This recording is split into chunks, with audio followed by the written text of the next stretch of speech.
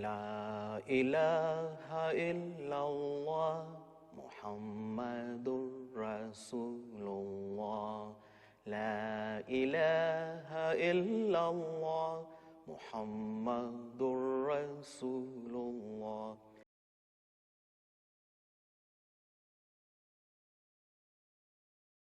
تو میں نے یہ ایک سوال یہ کہا تھا کہ ختم نبوت کے مسئلہ پر آپ کا دیگر مکاتب فکر سے کیا فرق ہے جی. اس سلسلے میں کچھ وضاحت آپ کے امام مسجد صاحب نے فرمائی. ٹھیک ہے. اور آپ نے بھی کچھ سوالوں کے جواب میں کچھ بات کی جو میں اس لیے اس پر زیادہ زور نہیں دیتا.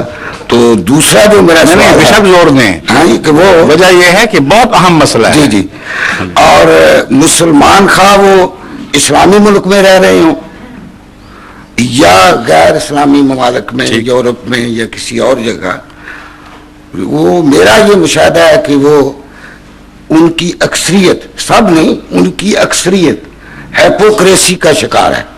ٹھیک ہے. اور اکثر ان لوگوں کو دہشت گرد، مسلمانوں کو دہشت گرد کہا جاتا ہے اور فنڈامنٹلسٹ کہا جاتا ہے. تو میں آپ کی خدمت میں اس مسئلے کے لیے آپ نے کوئی اس کے لیے کوئی منصوبہ بنا رکھا ہے آپ کی جماعت نے یا اس کے لیے کیا ہے؟ عرض کرتا ہوں. یہ میرا شکریہ بہت بہت. یہ دونوں سوال بڑے عمدہ ہیں. یہاں بے شک اب بیٹھ جائیں یا کھڑے رہیں، آمنے سامنے بات رہے. ہاں، پہلے سوال کے جواب میں ایک بات میں جو آج کل سمجھانے کی کوشش کرتا ہوں، اور بہت سے ایسے مسلمان جن کو زیادہ قرآن کریم اور حدیث کا علم نہ ہو، وہ اس جواب کو نسبتاً جلدی تسلیم کر لیتے ہیں، وہ میں آپ کے سامنے بھی رکھتا ہوں. ایک صاحب نے جو سوال اٹھایا تھا کہ ہمیں زیادہ پتہ نہیں، میں نے کہا یہی تو ہماری مشکل ہے. ایک ایسا شخص جس کو اپنے دین کا خود تفصیلی علم نہ ہو بلکہ سنی سنائی باتوں کو ہی دین سمجھ رہا ہو، اس کو سمجھانا بہت مشکل کام ہے، کیونکہ وہ پہلے یہ نہیں مانے گا کہ ترجمہ بھی درست کر رہے ہو کہ نہیں. یہ مشکلات ہیں. اس لیے یہ ایک ایسا طریق اختیار کرنے کی کوشش کی ہے میں نے جس میں ترجموں کی بحث ہی اٹھ جائے، سیدھی ساری دو ٹوک بات ہو. میرا مسلک یہ ہے کہ اگر دیانتداری سے آپ دیکھیں تو ہمارے مسلک میں خاتم النبیین کے متعلق اور غیر احمدی علماء کے مسلک میں اصولاً کوئی بھی فرق نہیں ہے. 100% ایک مسلک ہے. فرق ہے تو تعین میں فرق ہے. یہ وہ امام ہے کہ نہیں جس نے آنا تھا، یہ فرق ہے صرف. حقیقت میں کوئی فرق نہیں. اس کی وجہ یہ ہے کہ تمام علماء جو جماعت احمدیہ کو کہتے ہیں، انہوں نے محمد رسول اللہ علیہ وسلم کے بعد ایک نئی نبی کی آمد کے تصور سے، خواہ امتی ہی اس کو کہتے ہوں، امت میں خلل ڈال دیا اور تاج محمد مصطفیٰ کو چھین کر ایک ایسے شخص کے سر پر رکھ دیا جو جھوٹا اور افترا کرنے والا تھا. اور یہ بے غیرتی ہم برداشت نہیں کریں گے. امت محمدیہ کسی قیمت پر اس کو قبول نہیں کر سکتی. یہ ان کا مولویوں کا اعلان ہے.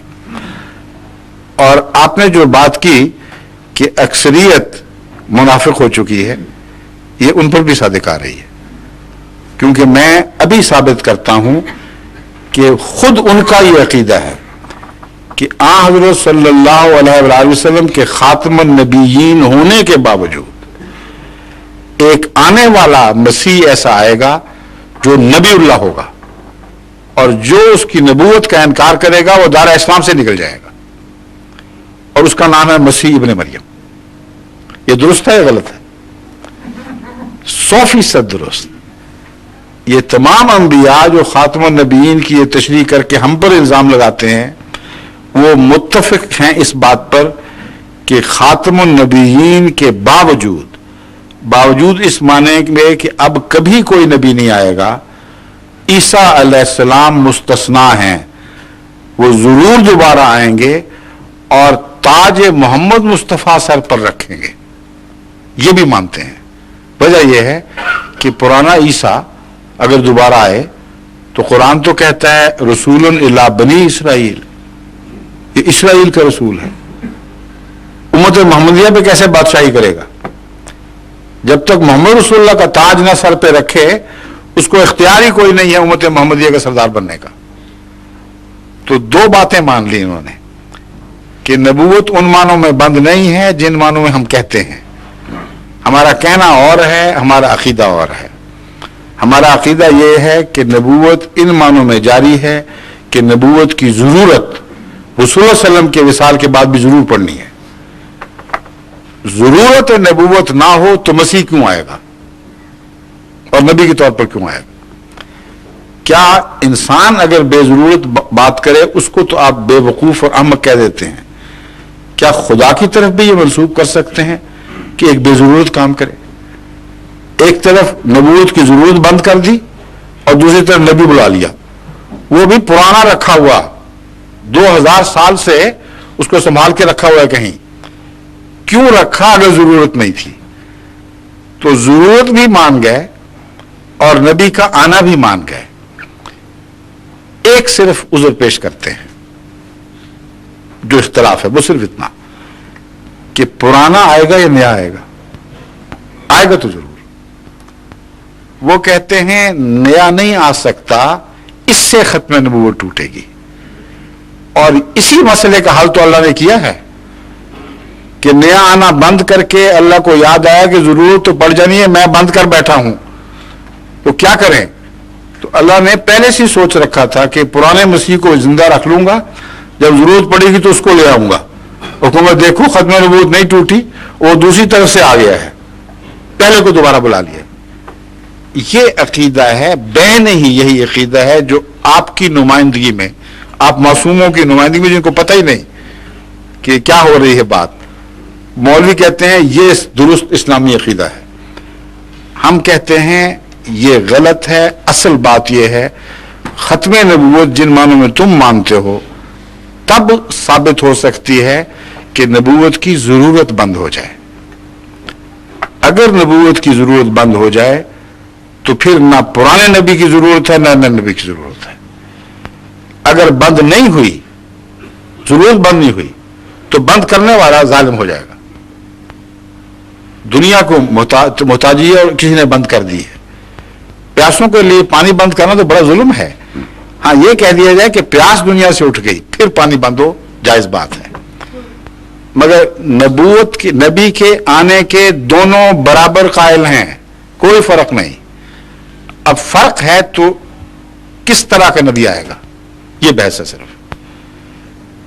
وہ یہ کہتے ہیں کہ امت محمدیہ میں سے کسی کو محمد رسول اللہ علیہ وسلم کی مطیع نبوت عطا نہیں کی جائے گی کیونکہ نبوت کا دینا بند ہوا ہے، نبی کا آنا بند نہیں ہوا. اگر آنا بھی بند ہو تو مسیح بھی نہیں آ سکتا. یہ بات واضح ہو گئی نا بالکل. اگر نبی کا آنا ہی بند ہو جاتا تو مسیح کہاں سے آ جائے گا؟ وہ کہتے ہیں نبوت کی عطا بند ہوئی ہے، کسی کو نبی بنایا نہیں جائے گا. پرانے نبی کا دوبارہ استعمال، پرانے کپڑوں کا نیا استعمال مرمت کر کے یہ جائز بات ہے، اس میں کوئی حرج نہیں. یہ فرق ہے صرف. ہمارا عقیدہ یہ ہے کہ یہ اسلام کی ہتک ہے جو تم مان رہے ہو. یہ محمد رسول اللہ صلی اللہ علیہ وسلم کی گستاخی ہے. وجہ یہ ہے قرآن کی بھی ہتک ہے. قرآن نے یہ بات جو لکھ دی رسولا الی بنی اسرائیل، تو ہمیشہ کے لیے اس رسول کو اسرائیل کے پابند کر دیا. وہ اگر یہ دعویٰ کرے آ کے اے امت محمدیہ میں تمہارے لیے تمہارا نبی بن کر آیا ہوں، تو قرآن کو جھوٹا مان کے پھر اس کو سچا مانیں گے؟ ایک وقت میں دونوں کو سچا کیسے مان لیں گے؟ جہاں اس کو سچا مانا وہاں قرآن جھوٹا ہو گیا، جہاں قرآن کو سچا مانا وہ کہنے والا جھوٹا ہو گیا. اس لیے اس کے حق میں کوئی دلیل ہی نہیں بنے گی کہ اس کو حق ہو امت محمدیہ کے نبی بننے کا. دوسری بات جو سب سے اہم یہ ہے کہ پہلا عالمی نبی کون تھا؟ حضرت اقدس محمد رسول اللہ صلی اللہ علیہ وسلم. عالمگیر تعلیم کس کی تھی جس کو خدا نے فرمایا قل انی رسول اللہ الیکم جميعا، یا ایھا الناس انی رسول اللہ الیکم جميعا. کہہ دے، اعلان کر دے کہ اے تمام انسانوں، میں تم سب کی طرف جمیعاً اکٹھا رسول بنا کے بھیجا گیا ہوں. کبھی موسیٰ نے یہ اعلان کیا تھا؟ کبھی کسی اور نبی نے کیا تھا؟ نہیں کیا. تو وہ وہ نبی خدا چن رہا ہے ان کے کہنے کے مطابق جس کو بنی اسرائیل کا نبی کہہ کر وہاں محدود کر دیا. اب وہ جب دوبارہ آئے گا تو اسے لازماً ایک اور قسم کی نبوت خدا کو دینی پڑے گی جو عالمی نبوت ہے, اور وہ ختم نبوت کو توڑ دے گی جو ان کی ختم نبوت ہے. اگر خدا اس کو عالمی نبی بنا کے نہ بھیجے تو اس کا حق ہی نہیں ہے کہ امت مسلمہ کے معاملات میں دخل دے. اگر عالمی بنایا تو لازم ہوا کہ اس کو وہ نبوت نہیں ملی, وہ کافی نہیں تھی, اس کے علاوہ اس کی نبوت میں وسعت عطا کی گئی ہے, اس کی شان بڑھا دی گئی ہے. تو اور نبوت بنانا کیا ہوتا ہے؟ فرق یہ ہوا, ہم کہتے ہیں کہ خدا تعالی کو امت محمدیہ میں جو اصلاح مقصود تھی یا ہے وہ غلام محمد مصطفیٰ پوری کرنے کی اہلیت رکھتے تھے. انہی میں سے جس کو خدا نے مناسب سمجھا اس کو امتی نبی بنا دیا. وہ کہتے ہیں غلط باہر سے لا کر موسوی امت کے نبی کو خدا تمہاری اصلاح کے لیے لائے گا, اس میں شان محمد مصطفیٰ ہے. اب شان کیسی ہو گئی؟ ایک گھر پہ ڈاکہ پڑے, بچے کمزور ہوں, وہ اپنا دفاع خود نہ کر سکیں, ہمسایہ چھلانگ مار کے آئے اور ڈاکوؤں سے بچا لے تو بچے کہیں ہم نے تم پر بڑا احسان کیا ہے, تم نے ہمیں بچا لیا. یہ کوئی معقول بات ہے؟ بچانے والا ہی محسن ہوا کرتا ہے. بس آخری محسن کا مضمون بھی انہوں نے تباہ برباد کر کے رکھ دیا. فیض کا آخری چشمہ محمد رسول اللہ ہے اور قرآن ہے, اور ممکن نہیں کہ کوئی پرانا نبی فیض رسانی کے لیے محمد رسول اللہ کے بعد آئے, اور جو آپ کے چشمے سے ہی فیض یافتہ ہو, آپ ہی کا نور جاری کرے, وہ نبی ہو یا غیر نبی ہو, وہ ایک ہی بات ہے, بادشاہ کا خادم ہے. جو مولوی قرآن کی تعلیم جاری کرتے ہیں وہ کہاں سے نیا فیض تو نہیں لاتے نا, قرآن سے لیتے ہیں. اس میں کوئی گستاخی ہے؟ جو ولی کرتے ہیں وہ بھی یہی کام کرتے ہیں, جو قطب کرتے ہیں وہ بھی یہی کام کرتے ہیں, صدیقوں نے بھی یہی کام کیا. تو اگر امتی نبی وہی کام کرے تو گستاخی کیسے ہو گئی؟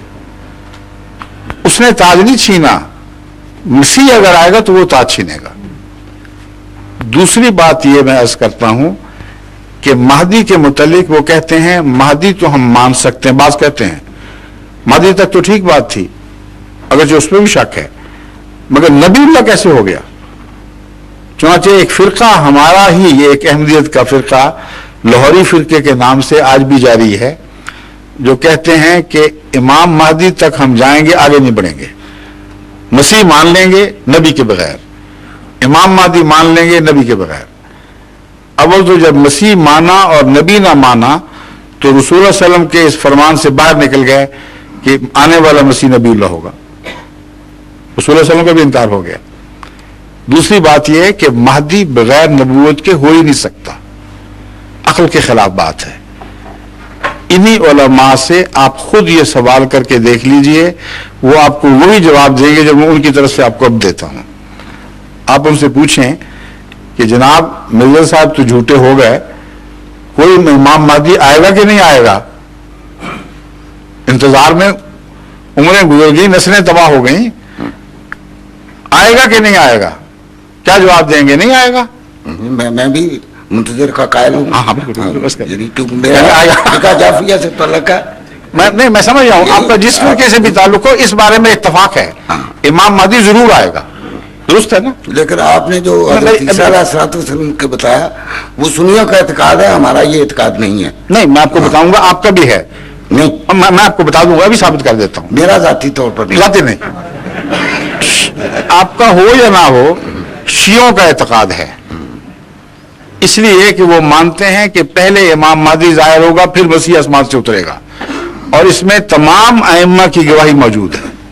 شیعہ ائمہ کے اقوال ہیں کہ مہدی پہلے نازل ہوگا, مسیح بعد میں نازل ہوگا. مانتے ہیں کہ نہیں؟ جی بالکل, بس یہی میں کہہ رہا تھا. ٹھیک ہے, ابھی سنیے, ان سے پوچھیں کہ شیعہ ہوں یا دوسرے سنی مولوی, ایک ہی جواب ہوگا, امام مہدی آئے گا کہ نہیں آئے گا. اس کو آپ انتخاب کریں گے اس کا, یا ایرانی حکومت مقرر کرے گی, یا سعودی عرب؟ یہ عہدے تو من جانب اللہ ہے. وہی بنائے گا جی۔ جو امام بنایا کرتا ہے. امامت جو ہے امام کوئی بندہ نہیں بنا سکتا. اللہ بنائے گا نا, اور اللہ اس کو امام مقرر کر دے نبی گا, بھی وہی مقرر کرتا ہے امام اور بھی وہی. پھر امام بنا کر تمہیں چھٹی دے دے گا, چاہو تو انکار کر دو. اللہ جب امام بنا دے گا کسی کو تو لوگوں کو اجازت ہوگی اس کو بے شک کافر جہنمی جو مرضی قرار دو, تمہیں چھٹی ہے. ہو سکتا ہے یہ؟ کبھی نہیں ہو سکتا. جو خدا کے بنائے ہوئے امام کا انکار کرے وہ محمد رسول اللہ سے کاٹا جائے گا. یہ درست ہے یا غلط ہے؟ اسی کو نبوت کہتے ہیں. نبوت کی اور تعریف کر دیں. نبی وہ ہے جس کو اللہ مقرر فرمائے. نبی وہ ہے جس کا ماننا ضروری ہو. آمنا باللہ و ملائکتہ و کتبہ و رسلہ. ہر نبی کا اقرار امت محمدیہ پر فرض قرار دے دیا گیا. غیر نبی کو ماننا ضروری نہیں قرار دیا گیا. ہے کہیں ضروری کہ مولوی کو مانو فلاں کو مانو؟ تو امام مہدی کو کیوں مانے پھر ہم؟ اس لیے ان کا حال یہ ہے کہ بات کہہ بھی جاتے ہیں نہیں بھی کہتے. جہاں امام مہدی کے آنے کا تعلق ہے جہاں تک کہتے ہیں آئے گا. اس کے خصائل اور صفات کا جہاں تک تعلق ہے کہتے ہیں یہی ہیں. ہم کہتے ہیں یہ تو نبی کی تعریف کر رہا ہے, تم بھول گئے ہو. جب صفات نبی کی منسوب کر دی تو کہنے میں کیا حرج ہے؟ کہتے تم کہتے ہو ہم نہیں کہتے. یہی ہو رہا ہے نا ہمارے ساتھ. اس کی وہی مثال ہے, وہ پہلے بھی کئی دفعہ بیان کر چکا ہوں لیکن بڑا لطیفہ دلچسپ ہے. جنہوں نے سنا ہوگا ان کو بھی پھر دوبارہ مزہ آ جاتا ہے, اس لیے کوئی حرج نہیں دہرانے میں. ایک بادشاہ کا گھوڑا بہت پیارا تھا بادشاہ کو, اور وہ بادشاہ بڑا مقتدر اور جابر بادشاہ تھا. اس کو پتہ چلا کہ گھوڑا بیمار ہو گیا, اس کا کوئی علاج ہی نہیں. اس کو بڑا غصہ آیا. اس نے کہا میرا گھوڑا اتنا شاندار بادشاہ, کون ہوتا ہے اس کو مارنے والا؟ انہوں نے کہا دیکھو اگر مجھے کسی نے اطلاع دی کہ میرا گھوڑا مر گیا ہے تو میں اسے پھانسی چڑھا دوں گا. اس لیے خبردار ہے, اس کو ضرور ٹھیک کرنا ہے, اور میں اس کی موت کی اطلاع سننے کا روادار نہیں ہوں گا. اب وہ سارے کھلبلی مچ گئی, رؤسا وزراء اکٹھے ہوئے, آپ کو اکٹھا کیا. انہوں نے کہا راجی کوئی نہیں, ہم کیا کر سکتے ہیں, بادشاہ کو حکم نہیں, زندگی موت پہ خدا کا حکم چلتا ہے. میں نے کہا چلے گا تو صحیح, پر مرے گا کون؟ ہمیں تو صرف اس میں دلچسپی ہے. انہوں نے کہا کہ عجیب مشکل کوئی ہے نہیں. مشورے کے بعد یہ فیصلہ ہوا کہ گاؤں سے لوگ آتے رہتے ہیں شہروں میں, جو دیہاتی اب آتا دکھائی دے اس کو پکڑ لو اور اس کو کہو کہ بادشاہ سلامت کو اطلاع کر دو کہ گھوڑا مر گیا ہے. اتنی سی بات ہے. یہ بات مشہور ہو گئی تھی. وہ جس کو پکڑا اس کو بھی پتا تھا. اس نے کہا مجھے مرواتے ہو غریب کو, میرا تو کوئی تعلق ہی نہیں, تمہاری ذمہ داری, تم جاؤ ہم بیان کرتے پھرو. انہوں نے کہا نہیں یہ بات نہیں, تمہیں اختیار جو ہم دے رہے ہیں وہ دو ہیں صرف, بادشاہ کے ہاتھوں مرنا ہے یا ہمارے ہاتھوں. تیسرا اختیار ہی کوئی. اس نے کہا پھر مزدودوں میں بادشاہ کے ہاتھوں مرتا ہوں, مجھے کیا ضرورت ہے تمہارے جیسے کمینے لوگوں کے ہاتھوں مرو. معصوم آدمی کو پکڑ کے موت میں دھکیل دو, چھٹی کرو میں جا کے اطلاع دیتا ہوں. وہ ان سب سے زیادہ عقل مند تھا. اس نے بادشاہ سے ادب سے عرض کیا ہے بادشاہ سلامت, مبارک ہو, صد مبارک ہو, آپ کا گھوڑا بالکل ٹھیک ہے. بادشاہ کی تو بادشاہ کھیل گئی خوشی سے. اچھا ٹھیک ہو گیا؟ انہوں نے کہا ہاں جی میں دیکھ کے آیا ہوں کہ کوئی نشانی ٹھیک ہونے کی بتاؤ تو صحیح. اس نے کہا جب میں گھوڑے کی طرف آ رہا تھا تو پہلے ایک فرلانگ سے اس کے تڑپنے کی آواز زمین سے آ رہی تھی اور زمین دھمک رہی تھی ساتھ. اب جب میں اس تک پہنچا ہوں تو بالکل ساکت و جامد پڑا ہوا ہے, کوئی تڑپ نہیں تھی, اتنا ٹھیک ہو گیا. بادشاہ کچھ گھبراہٹ تھا کہ اور کچھ بات.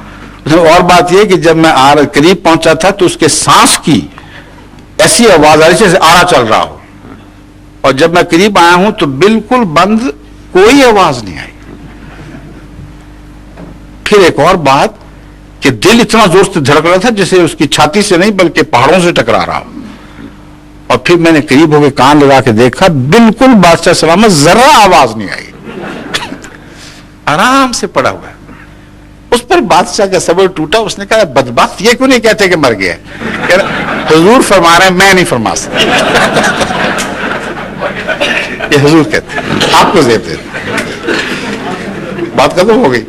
یہ مولوی ہم سے یہ کر رہے ہیں، تعریف وہ کرتے ہیں مادی کی اور مسیح کی جو لازماً نبوت کی تعریف ہے. جب ہم کہتے ہیں کہ پھر نبی کو نہیں کہتے، کہتے آپ کہہ رہے ہیں ہم نہیں کہہ سکتے.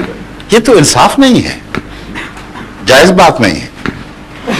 جس حقیقت کو مانتے ہو اس کا نام لینے سے کیوں ڈرتے ہو، اور وہ تشریح کیوں کرتے ہو قرآن کی جو اس حقیقت کے متصادم ہو. اس لیے وہی آیت حل ہے جو میں نے پیش کی تھی، من یطع اللہ والرسول اولئک مع الذین انعم اللہ علیہم من النبیین والصدیقین والشہداء والصالحین وحسن اولئک رفیقا. یہ امت محمدیہ ہے. رفاقت پہ وہ فخر کرے گا جس کو اس امت کی مائیت نصیب ہوگی، جو ان محمد رسول اللہ کے ساتھ ہوگا، جو محمد رسول اللہ کے غلاموں کے ساتھ ہوگا. ان کے لیے باعث عزت ہے، نہ کہ ان کے لیے باعث عزت کہ موسیٰ کے اور پرانے نبیوں کے ساتھ ہو جائیں. تو یہ ہے اصل خاتم النبیین کی حقیقت، اور یہ ہمارا عقیدہ ہے. اگلی بات جو آپ نے پوچھی تھی وہ کیا تھی؟ دوسرا سوال دوسرا تھا کہ یہ اسلام یہ ہپوکریسی لوگ استعمال کرتے ہیں اکثریت، تو یہ غلط بات ہے. لوگ دوسرے جو ہیں وہ ہمیں غلط سمجھتے ہیں، دہشت گرد کہتے ہیں، ٹھیک ہے، یا یہ کہتے ہیں یہ فنڈامنٹلسٹ ہیں، اور اس سے کوئی اسلام کی خدمت نہیں ہوتی. تو آپ کی چونکہ ایک منظم جماعت ہے، تو آپ نے اس مسئلے کے لیے، یہ بڑا ایک مسئلہ ہے، کوئی پلان بنایا ہوگا؟ کوئی پلان جو ہے بس سمپل سادہ سا ہے، وہ اس کو مانتے نہیں، ہپوکریسی میں غرق ہو جاتے ہیں. بات یہ ہے میرے نزدیک اسلامی تعلیم واقعتاً عالمی ہے، اور اسلامی تعلیم پر عمل کرنے سے مسلمان اور کسی ملک کی حکومت میں تصادم نہیں ہو سکتا. اگر اس کے باوجود تصادم ہو تو لازماً دنیا کی کانشنس، دنیا کا ضمیر اسلام کو سچا کہے گا، اس حکومت کو جھوٹا کہے گا. مثلا نماز ہے، روزہ ہے، سچائی ہے، غریب کی ہمدردی ہے، حج کرنا، یہ عبادت کے دوسرے طریقے، روزے رکھنا وغیرہ، زکوٰۃ دینا. کیا دنیا کی کوئی حکومت ہے جو روکے کہ تم نے یہ کام نہیں کرنا؟ ہے کوئی؟ نہیں. پاکستان کی ہے، احمدیوں کو نہیں کرنے دیتے، جبکہ خدا نے اجازت نہیں دی کسی کو. میں ضمن بات بتا رہا ہوں. مگر انسانی ضمیر کہتا ہے، پاکستان کی جو مرضی کرتی پھرے، کہ یہ وہ حقائق ہیں جن کو خدا نے بنیادی انسانی حقائق قرار دیا ہے، اور کوئی شخص ان سے روگردانی نہیں کر سکتا، نہ کسی کا حق کے دخل دے. اگر یہ مولوی جب انگلستان تشریف لاتے ہیں جو کہتے ہیں تلوار اٹھاؤ اور ان سے لڑ پڑو، یا ہندوستان جاتے ہیں تو کبھی انہوں نے یہاں آ کر تلواریں اٹھائی ہیں، یا ہندوستان جا کر تلواریں اٹھائی ہیں کہ نہیں اٹھائیں؟ بتائیے. نہیں اٹھاتے. اس کو ہپوکریسی کہتے ہیں. عقیدہ وہ پیش کر رہے ہیں جس سے کہتے ہیں کہ ہر غیر مسلم حکومت سے تمہارا تصادم ضروری ہے، اور عمل وہ پیش کرتے ہیں جو ثابت کرتا ہے کہ یہ عقل کے خلاف بات کر رہا ہے، یہ ہو ہی نہیں سکتا. اگر یہ اسلامی تعلیم ہوتی تو اسلام عالمی ہو ہی نہیں سکتا تھا. جس ملک میں پھیلتا وہیں تلواریں نکلاتی، اور وہ معمولی تعداد بڑوں سے بھیڑ کر وہیں ختم ہو جاتی. مگر خدا نے تو یہ تعلیم نہیں دی. اللہ تعالیٰ نے تو یہ تعلیم دی ہے جو تمہارا اولی الامر ہے اس کی بھی بات مانو. اس وقت نہ مانو جب کہ دین میں وہ تم سے اختلاف کرے. مجھے قرآن کریم فرماتا ہے اطیعوا اللہ و اطیعوا الرسول و اولی الامر منکم فإن تنازعتم فی شیء فردوہ الی اللہ ورسولہ. کہ دیکھو اللہ کی مانو، رسول کی مانو، اور جو تم میں حاکم ہے اس کی مانو. اور اگر اختلاف ہو تو پھر دین کے معاملے میں اللہ اور رسول سے فتویٰ لو، حاکموں کی بات نہ ماننا. کیسی عالمگیر تعلیم ہے، اور اس کے ہوتے ہوئے کسی جبر کی ضرورت ہی کوئی نہیں. عملاً یہ یہی کرتے ہیں، دنیا میں جہاں رہتے ہیں وہاں ان کے قوانین سے بھی فائدہ اٹھاتے ہیں، جھوٹ بول کے بھی اٹھا لیتے ہیں، داؤ پیچ کر کے بھی وہ جھوٹے آدمی اسمگل کرنے کی خاطر بھی اس میں کھا کے فائدے اٹھا لیتے ہیں۔ وہ اسلام اجازت دیتا ہے، غیر کی روٹی مانگ کے کھانے کی اجازت دیتا ہے، مگر ساتھ یہ بھی ہے کہ جیب میں چھرا ضرور رکھنا، داؤ لگ جائے تو بے شک بھونک دینا۔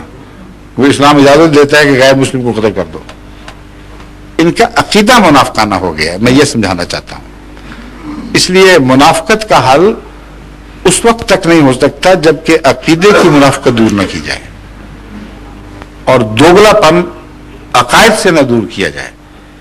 اس پہلو سے جماعت احمدیہ عالمی جدوجہد کر رہی ہے۔ ہم رسائل، اخبار، کتابیں شائع کر رہے ہیں، بیانات میں یہ بات کہہ رہے ہیں کہ اسلام تو ایسا مذہب ہے جس میں کوئی دوگلا پن نہیں ہے، اسلام انسانی شرافت کی حفاظت کرتا ہے، اسلام ملک کی قوانین کی قدر کرتا ہے، مسلمانوں کو تعلیم دیتا ہے کہ قوانین کے دائرے میں رہتے ہوئے بہترین نمونے دکھاؤ۔ ہاں اگر تمہارے مذہب میں کوئی دخل دے تو خدا کو مانو اور بندوں کی بات چھوڑ دو۔ یہ تعلیم جماعت احمدیہ ہر جگہ پھیلا رہی ہے۔ میں نے ایک کتاب لکھی تھی مذہب کے نام پر خون، اس کو آپ پڑھ کے دیکھ لیں، اس میں بھی دلائل کے ساتھ اس بات کو ثابت کیا ہے۔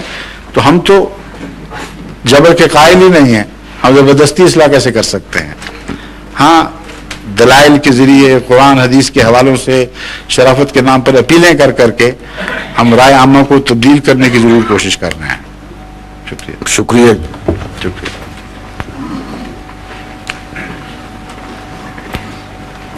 کوئی اب نماز مغرب اور عشاء جمع ہوگی، ٹھیک ہے نا؟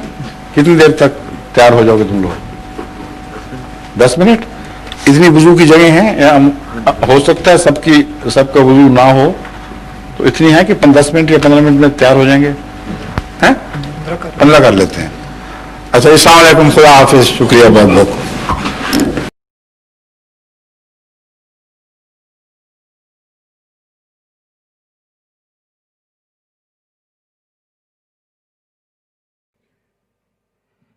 لا الہ الا اللہ محمد رسول اللہ، لا الہ الا اللہ محمد رسول اللہ۔